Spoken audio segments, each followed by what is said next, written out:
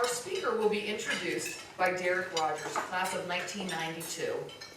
Derek is an attorney at Davis, Cedillo, and Mendoza law firm. He is a director on the San Antonio Alumni Chapter Board. Derek?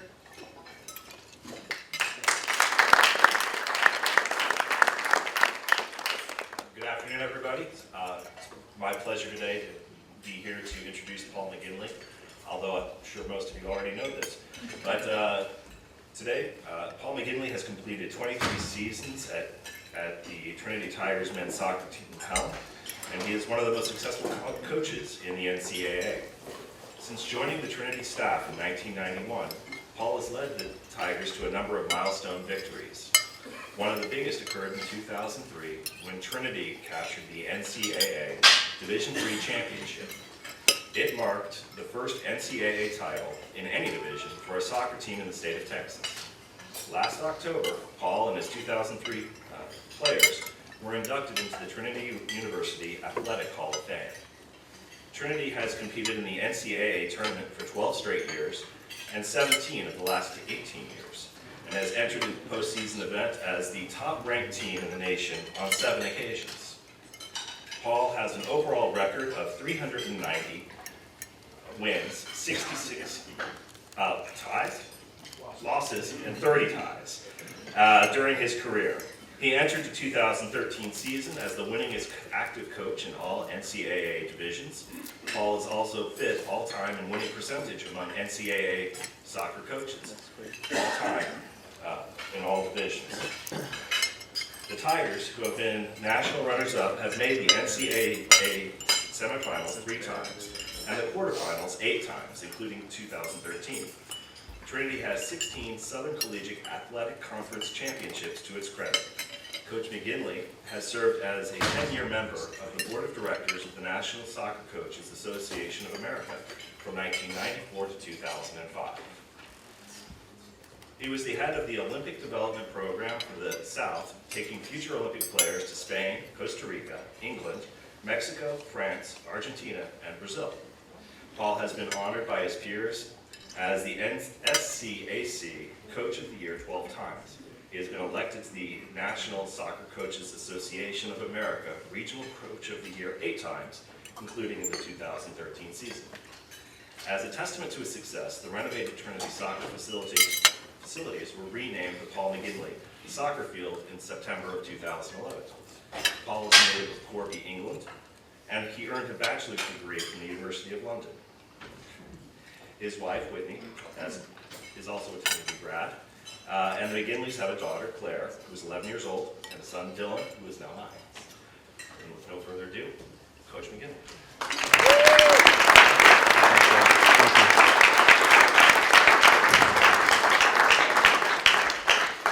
What a great opportunity this is to be able to speak uninterrupted for 30 minutes. My wife, Whitney, allows me 2 minutes, so this is going to be a little unusual to be able to present to you today. This started off 3 decades of Trinity soccer when Salim had contacted me in the fall about presenting, and just 3 weeks ago, Ron Pritz, a gentleman from the late 60s, sent me an email completely unknown that I was presenting about the origins of Trinity soccer. And he started an email with these notes.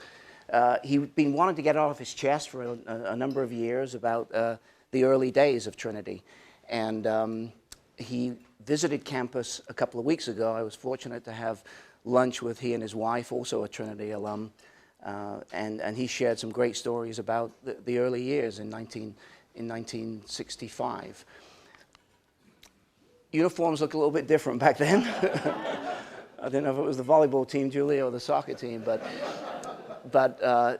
Ron sent this photograph, and then what I think is the first ever team shot in 65.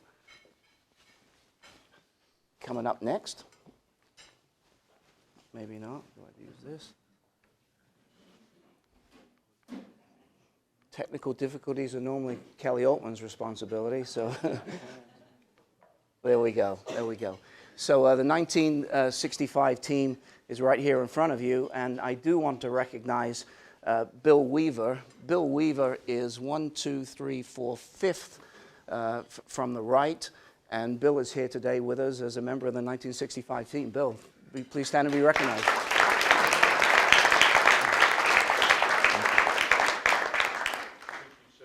67. First picture 65, I think this was 67. Minor detail, minor detail.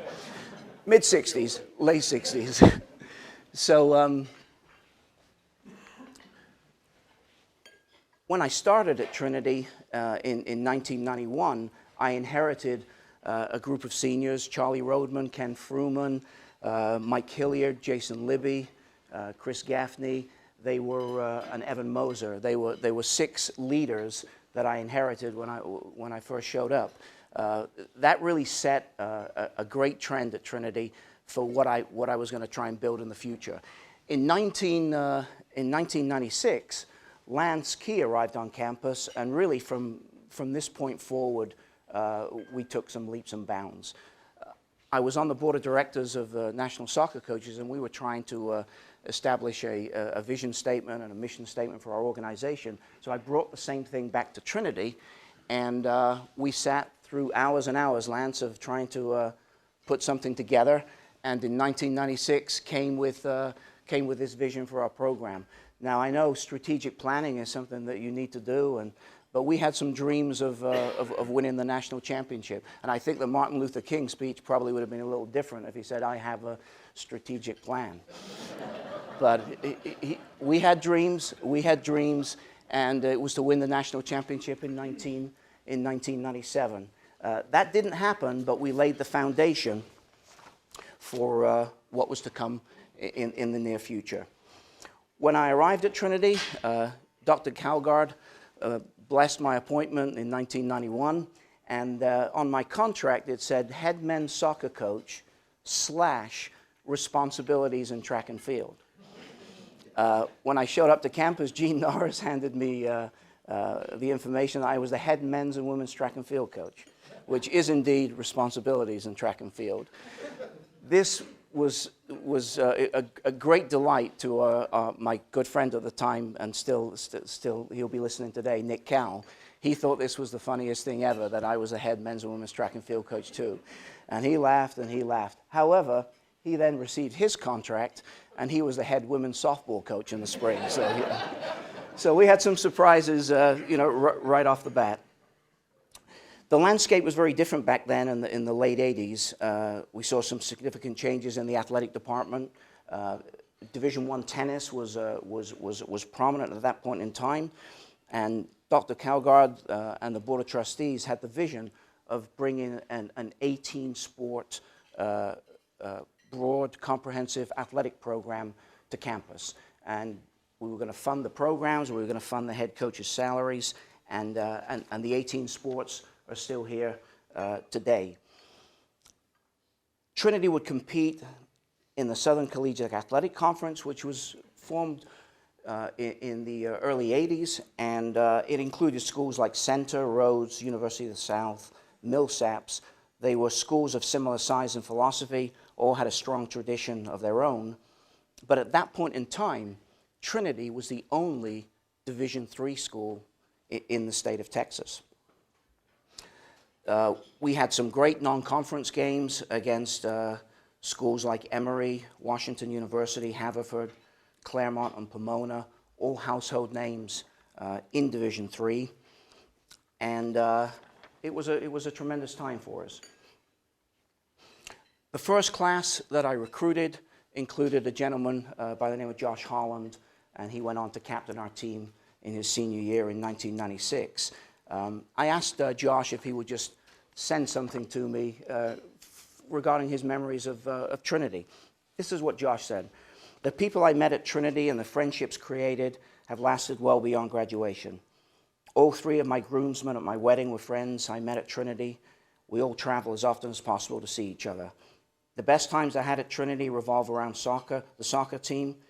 The competition was excellent, and the chance to travel across the United States was unique. Boston, Atlanta, San Diego, St. Louis, Chicago, Nashville, to name just a few. Soccer was demanding, school was demanding, but it was just what I wanted. I would be remiss, and also in the doghouse, if I did not mention the most important benefit of my time at Trinity. It was where I met my future wife, Whitney. Our 2 children, Alex and Avery, have both said they want to go to college where Mommy and Dad went, and I couldn't think of a better choice. We've created an enormously large family since 1991.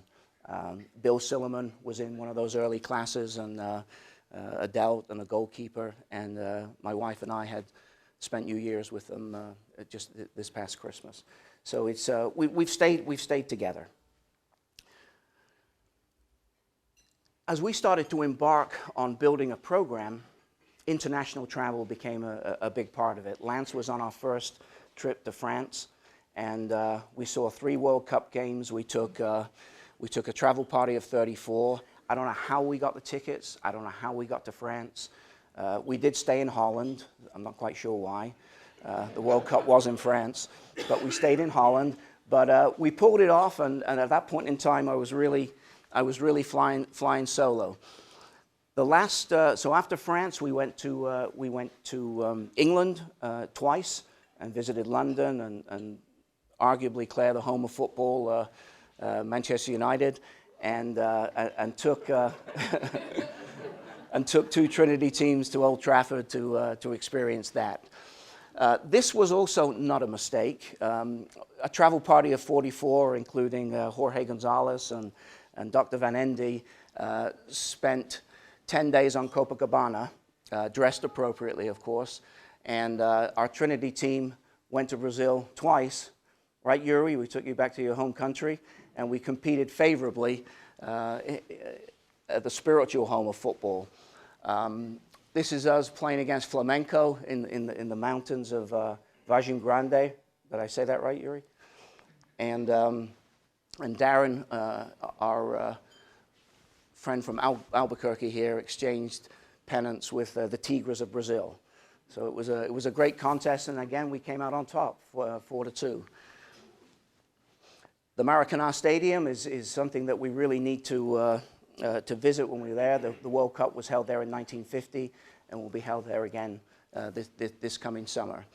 Zach Garcia, who is front and center, I think this is a fair comment, he said that his best 10 days of Trinity were on Copacabana. When we arrived this last March, we went straight off the plane, checked into the hotel, and went to the Rio Cup final to watch Vasco da Gama play against Botafogo. So it really was a tremendous experience. As we progressed through the 90s, our program was hit with a thunderbolt in 2000. It was in the fall that the program was to be dealt the most tragic of losses. Our 1998 graduate, Tim Isom, succumbed to a brain aneurysm in Chicago in mid-September and passed away at the age of 24. Edna and Harold Isom would not only lose their son, Raylan would lose a brother, Elizabeth Stuhler, a fiance, and Tim was a special person, and to this day we've recognized his achievements and do so on an annual basis. At a ceremony at the field, Reverend Judd performed something that I found to be very difficult at the time, and was with his help, our program got through it. The scattering of Tim's ashes occurred in one penalty box with his mother and his fiance in one direction, and his father and his sister in the other. So we certainly play on hallowed ground on our field that we get to participate on every day. The official retirement of the jersey occurred at a ceremony at the field later that month, Alumni weekend, and you really had to be on the sidelines and in the locker room that day to see what happened. Platteville were coming in as an enormous challenge for us, having just beaten Wisconsin Oshkosh earlier in the season, 2-1. The result of the game was Trinity 11, Platteville 0. It was, again, you would just have to be there. So annually, we have a banquet in Tim's honor. His jersey, he was laid to rest in his away jersey, at the request of his parents, and the home jersey comes with us wherever we go. And whenever we do anything in public, the Isom jersey is always there as a mark of respect. Tim was very much about bringing people together. So in his absence, we have been doing that on an annual basis. And our top award at Trinity is given in his honor. In the room today, Jeff Hayes, our most recent recipient of the Tito Award, is in the back. Edward Carty, our current assistant coach, and C.H. Farmer, also on our coaching staff, are previous Tito recipients. We retired the number 3 jersey after the game, but recognize him annually. I have the great fortune of having a staff of coaches over the years that have really made my life easy. This is not a one-man band. It used to be, but it's not anymore. And Kelly has just arrived in from Valparaiso to share in this moment. Chris Garcia-Prats, I'll get to in a second, and Edward and C.H. Are with us here today, and I can't thank them enough for everything they do for our program. Chris Garcia-Prats took it a little too far, though. He came this year with his Luther College team and proceeded to beat his alma mater 2-0. It was something that was an emotional moment for him and for me, because he knows how important wins are to Trinity, and he was 10 years with us. 4 years as a player, 6 years as an assistant. So it was a highly emotional embrace at the end of the game. Chris was crying out of emotion. I was crying because of the defeat, but there was tears. When we embarked on our vision for the program, we set about getting to the Final 8 in 1999 for the first time. So it took 8 years to get to the 8, and Lance, you can recall that day pretty well, right? It was Lance's last game for us at Trinity, and as I said, his arrival really sparked our movement forward as a program. Lance was a 3-time All-American, drafted into Major League Soccer, but you want to know how much our student athletes care about performing? Lance laid on the field, could not be disturbed for a full 3 hours following the game, and I thought to myself, you know, this player really cares. This player really cares. So we had some tragic moments in 2002. That is snow. That is snow. The NCAA thought it was a good idea to put the game on the Canadian border when it was the last week in November, and it was 68 degrees here in San Antonio, and we were going into the game with a record of 22-0. So we felt strongly that it probably should have been played here. The NCAA thought otherwise. Look at Eddie Ho's face. He's sitting here. We lost in the national semifinals, and much of the team was to return again in 2003. And so I said to the boys, you know, we've been here once. We're coming back, and next year we're going to win it. And Eddie Ho's face there. He's one of our greatest ever players. Greatest ever human beings, and so thrilled to call him one of our players. But 12 months later, quite a very different Eddie Ho, right? You see him here on this side here, celebrating our first and only national championship in 2003. Kelly, we went down to Times Square following, right? After the event, the charter bus took us down to Times Square. And Kelly, I'll have to disclose this now, actually. Kelly had the national championship trophy in the Houston airport. There was a layover for 5 hours, and Kelly would just walk around the whole airport with the trophy. And he said this more than once: "Have you kissed the national champion today?"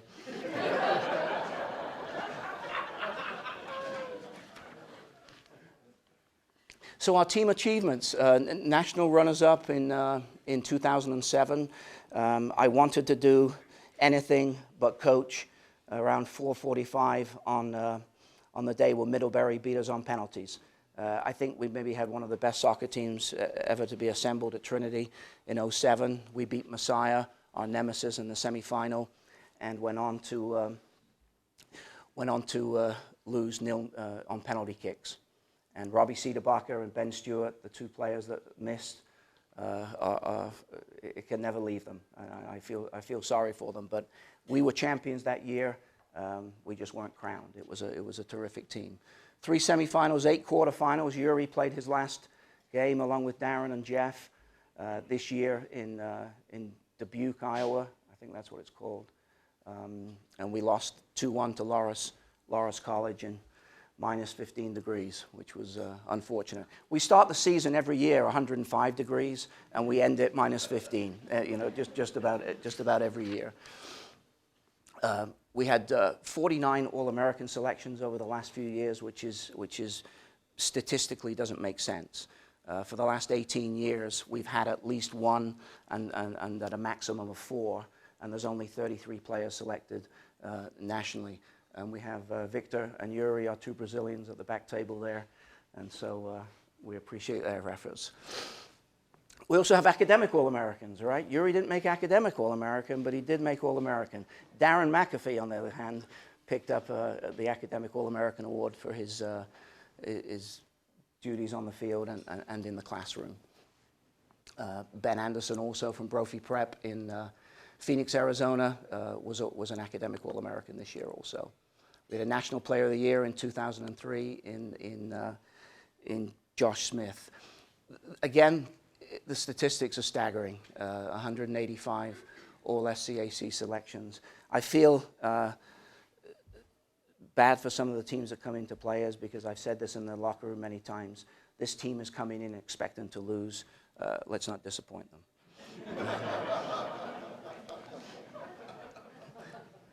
This year, bringing us up to the present tense, another great streak. 19 games in the middle of the season.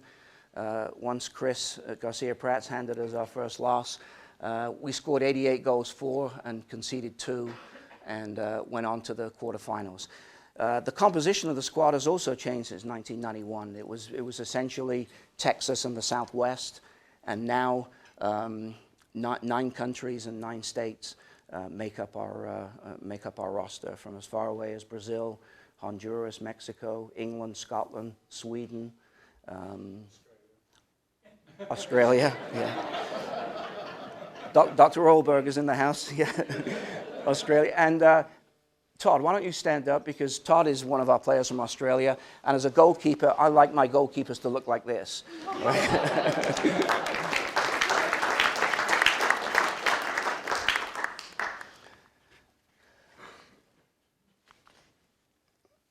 Okay, and so since 1991, we've won a few games.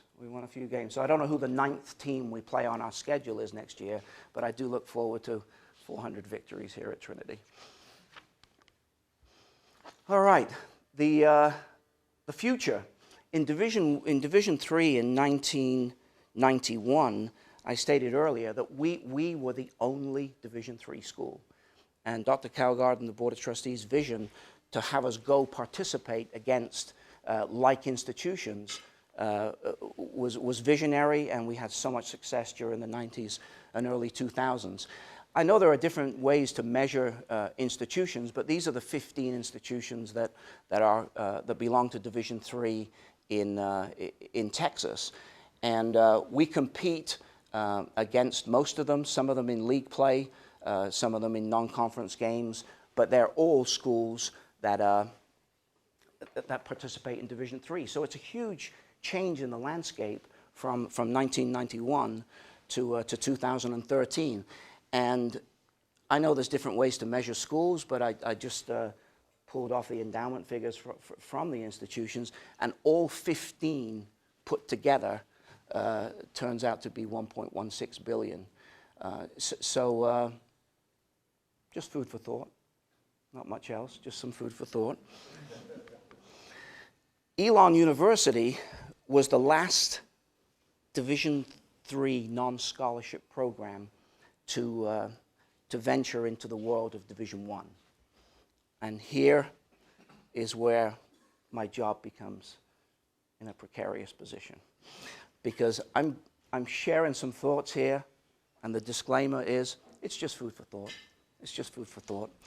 So Elon asked themselves the question, what do you think motivated the change from Division III athletics to go to Division I? What was the environment on campus prior to the change? Why do you think this was or was not the best strategy for your school at the time? Now, I'm not suggesting that this is the strategy for us. I'm just throwing out some food for thought based on the company that we're in right now. So the study at Elon revealed major themes that suggested administrators were unsatisfied with the current institutional profile and hoped that reclassification would change constituents' perceptions of the institution. The move to Division I was beyond athletic desires, but rather an effort to improve overall institutional profile. When we're playing against some of the teams in Texas in Division III, oftentimes we're likened to them, and sometimes I don't think that's that's accurate. So the reposition of Elon College to now Elon University was based on the fact Elon's personal attention to his students, an attractive, warm climate environment. They had two big conurbations close by, the Research Triangle and the Piedmont Triad, and I think we have Houston and Dallas that might bring some similarities to to our location. And for the most part, it's also a warm weather existence. So in the 90s, the theme of distinction and uniqueness became fundamental to virtually every decision that the school made. And the membership in Division I was part of that, and the philosophy was that people judge you based on the company you keep.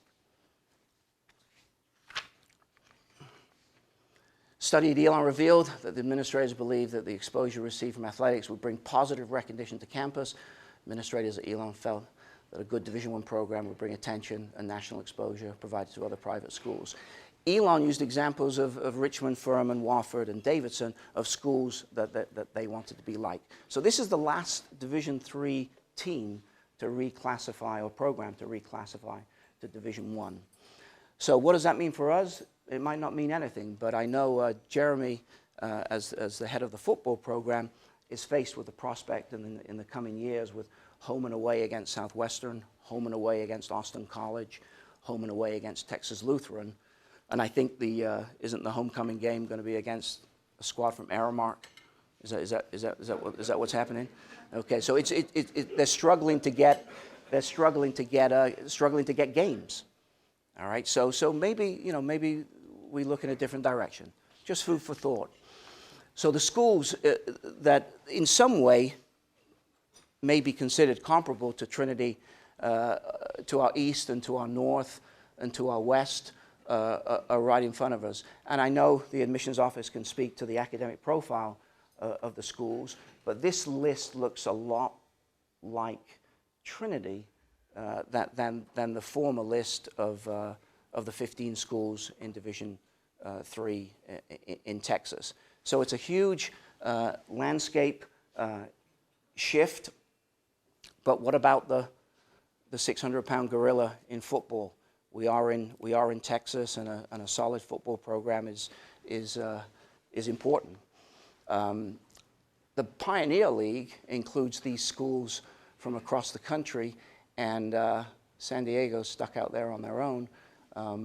But all these schools do not offer athletic aid for their football players. They're non-scholarship Division I, and then we may have some closer similarities to some of those schools than we do with some of our Texas friends. How would we do this? We'd have to do it the way that we always do it. There's no academic compromise. Recruiting to this institution has been a thrill for the last 23 years. We bring in outstanding student athletes to compete regionally and nationally, and it's a thrill to see them come in at 18 years old, Yuri and Darren and Jeff, and see them walk out of here 4 years later completely transformed. I've got so much faith, I've got so much belief, I've got so much love for this institution.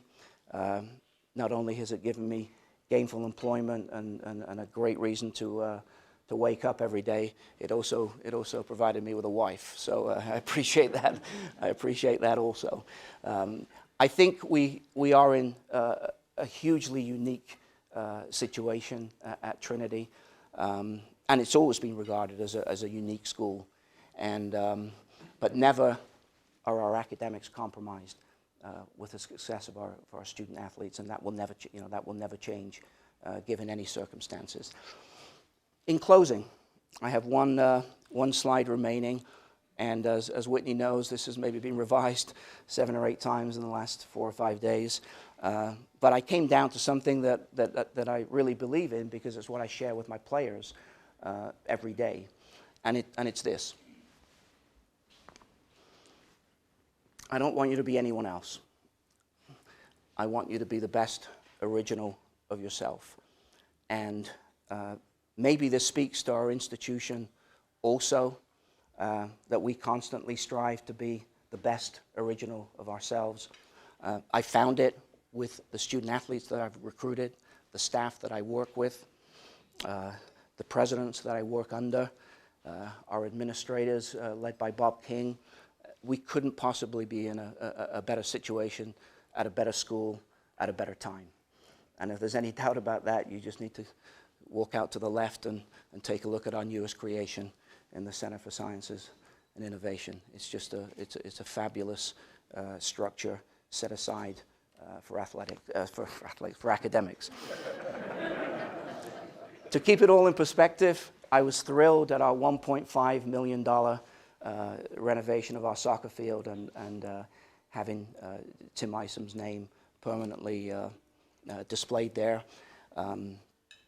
But you can see the difference between athletics and academics. We spend $1 million on a soccer field, but we spend $100 and a lot of million on our academic facilities. And as the Dallas Morning News said many years ago, Trinity has athletics and academics in perfect harmony.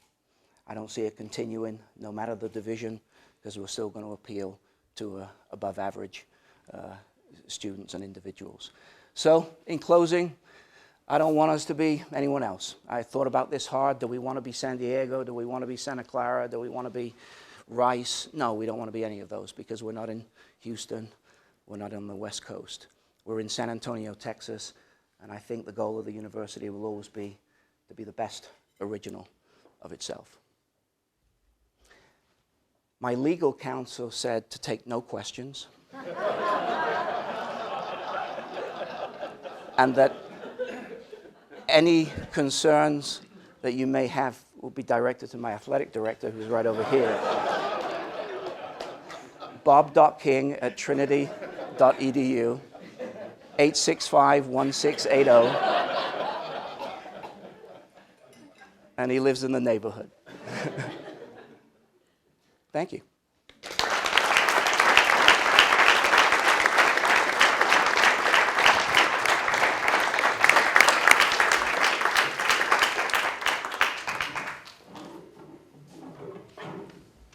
One thing, in addition, am I okay with time? Yes, yeah.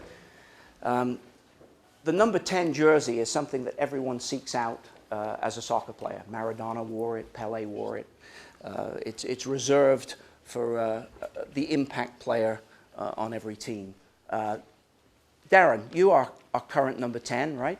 Yes, sir. And you're going to graduate this year in degree in engineering as the state player of the year in New Mexico. So you were a big catch for us, and you delivered both academically and athletically. What does the number 10 mean to you, Darren? And you can stand up and share that if you like. Well, to me, the number 10 is the focal point of the team. He is trusted to make things happen.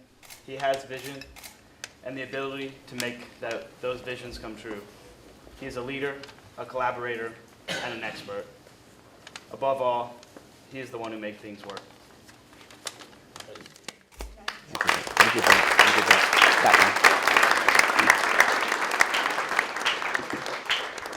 I did not want to pass up the opportunity, particularly in this season of merit raises, to share something with two of our playmakers. I have a shirt here that has a recognizable name on it. Edward has a shirt also, and we would like to present the number 10 jersey to our playmakers, Dr. Calgard, Dr. Olberg.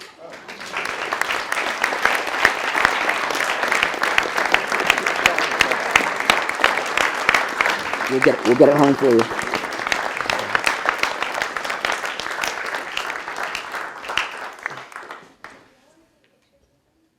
Questions, comments, donations?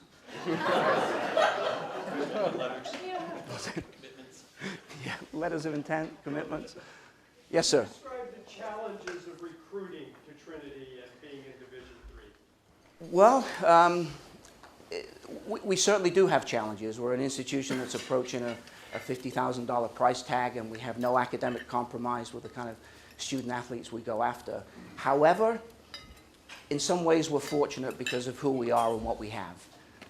Our merit-based packages are competitive with institutions across the country, and I've often said this in recruiting, in comparing Trinity to some other schools where the students have been accepted, that, you know, JFK was asked to run for the Vice President of the United States in the early 60s. He said, why run for second when first is available? So when students have got the opportunity to come to Trinity and have some alternate choices, I have no shame in talking about the benefits of our academic program, our residential program, and our soccer program. So the challenges are out there, but we've been able to stay ahead of the curve, really based on the support of our institution.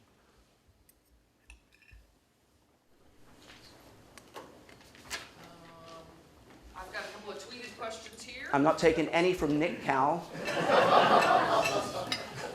The handles are hard for me to tell, so I'm sure it's not anybody you're worried about.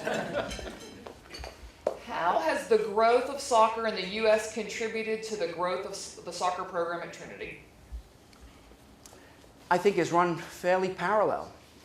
In the early 90s, our players were coming from cities where soccer was not really it wasn't a hotbed. Hammond, Louisiana, for example. The Joe and Hugh Dashbar came from Hammond, Louisiana, not normally known for its soccer prowess. And we've been appealing now to major cities in the United States, particularly in the Southwest, and then obviously international. So I think the growth of our university, the growth of the game, and the growth of our program has obvious parallels. And Thank you. And the other question I received was, do you think San Antonio can support a Major League Soccer franchise? they can. They can. They have the San Antonio Scorpions, with Gordon Hartman's huge leap of faith in building a facility for soccer in this country, in this town. I don't have any hesitation that not only will the Scorpions survive, but their intentions are trying to move into Major League Soccer and bring bring the big franchise to town. And I think our town can support it. There was talk of it supporting two. I would have thought that would be impossible, but one team is certainly within our grasp. Coach, why is it that if you look back through 25 years of players and alumni who come here, the one common theme continually is, of all the great experiences we had at this university, soccer is the most valued experience those individuals experience?